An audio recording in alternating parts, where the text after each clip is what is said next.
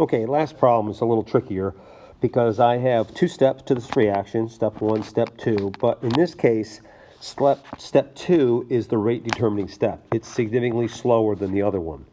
So just like before, this means that the rate for this step is pretty much the rate for the overall reaction. And the rate for this step would be equal to K times the concentration of oxygen atoms raised to the first power times the concentration of N2O also raised to the first power. So this step is dependent upon one molecule of N2O and one atom of oxygen hitting.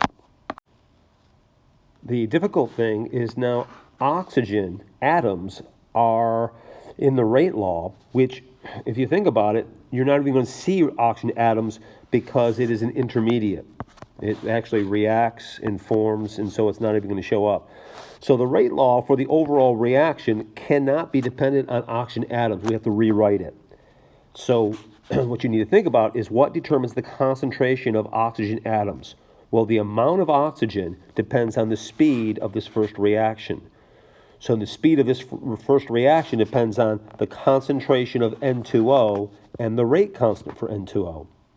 So I'm going to rewrite the rate law for the overall reaction as still K times, that's for the overall, for this first, for the second reaction, times K from the first reaction times the concentration of N2O raised to the first power from the first reaction multiplied by N2O raised to the first power from the second reaction.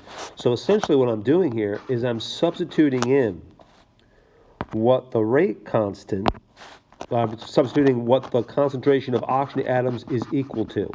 And the concentration of oxygen atoms is equal to how much forms is going to be equal to the speed of this first reaction, which is essentially equal to the concentration of N2O and the rate constant.